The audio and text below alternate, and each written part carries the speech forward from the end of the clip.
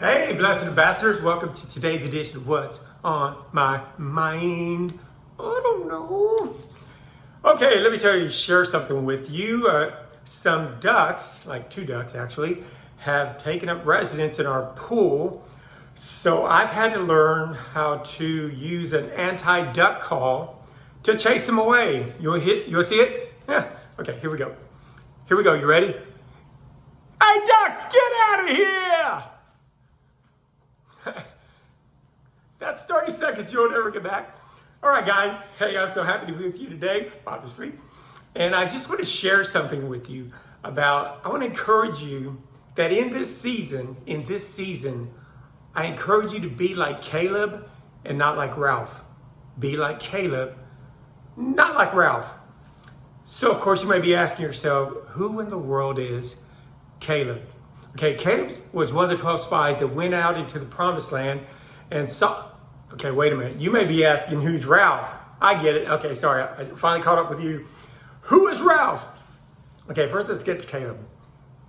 You know, Caleb was one of the 12 spies that went out into the promised land, and he saw that it was indeed flowing with milk and honey. And he saw the grapes, he saw the pomegranates, he saw all the good in the land. He also saw the giants. He saw the obstacles. He saw everything that they would have to fight to take the promised land.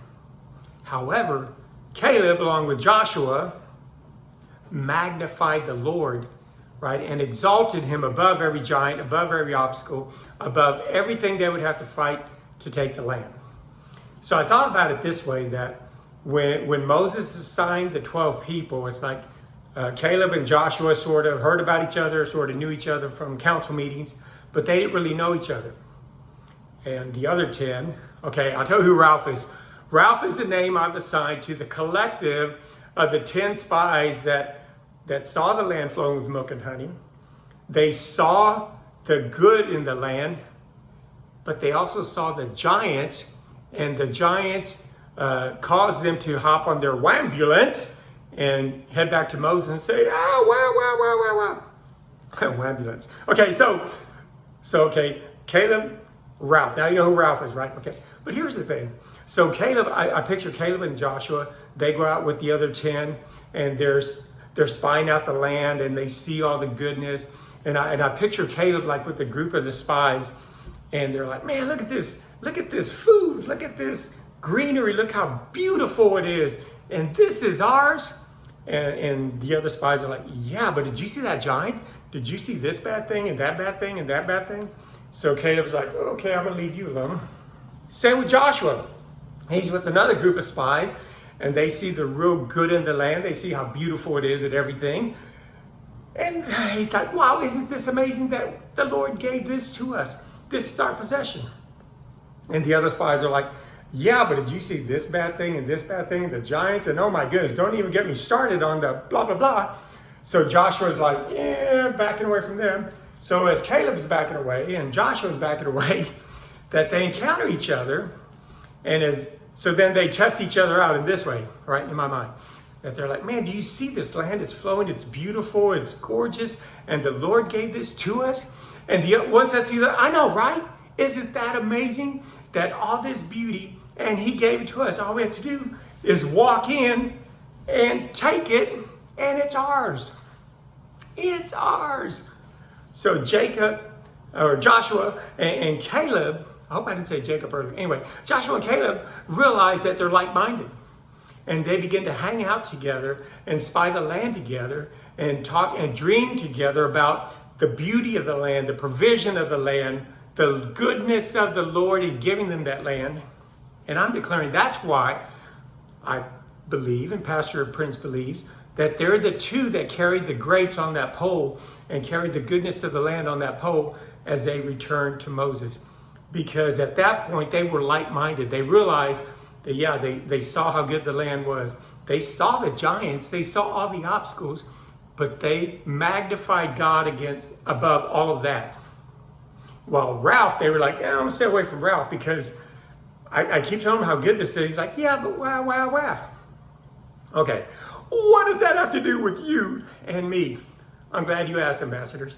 right? So in last week's message from Pastor Prince, why does God allow delays? He talked about Caleb, and he talked about seeing the land and seeing that it was good. And he made that report that it was good. However, Caleb and Joshua still were with the other people, the spies that didn't see the goodness of the Lord and all that. Right? So they were delayed in receiving what they had. So here's my encouragement to you, because as I was listening to that message and relating to this, here's my encouragement to you. It's that I encourage you to watch out who you hang out with, right? And what I mean by that is the real person I'm talking about are your thoughts. Watch out who you hang out with in your thoughts, right? Because it's so easy to see the promise of God, to declare it, but then a giant pops up and it's like, wow! And by the way, ambassadors, I'm speaking from experience. I mean, this past week, I was declaring the promises of God, but I kid you not, a giant would pop up and I go, oh, whoa, that's a big giant, or whoa, that's a big giant. And I would have to remind myself of the promises of God, right? And I'm just declaring, I'm sure Caleb and Joshua ran into that they'd see the giants, but then they'd encourage each other and say, okay, but God said this, so I believe God above what I can see. I'm not going to lower my eyes to the natural. I'm going to raise my eyes, lift my eyes to the Lord. Right? So that's where I want to encourage you today, ambassadors. Be like Caleb, right? You see the goodness of the Lord. You see his promises. You believe that in your heart. Yeah, the giants are there. The pain may still be there. The lack may still be there. The situation may still be there. But you're taking that and you're magnifying the Lord above that. And you're saying, Lord, yeah, this is the truth. But I want you to bear witness. I want your spirit to bear witness with mine that even though this is happening, your word says, and I put your word, I put your truth, I put your reality above the natural. And in that way, ambassadors, I'm declaring that you will walk into your promised land and the Lord will give it to you because of the goodness of the Lord, right? And it's so easy for us to get discouraged, and I'm with you. That's happened to me. And if it does, please reach out to someone. Reach out to me if you need to. But just know that the goodness of the Lord in the land of the living is your inheritance. It's your possession, and it's your right as a beloved child of the King of Kings. Whew! All right, guys, so be like Caleb, not like Ralph, right? I love you guys. I'll see you soon. Peace out.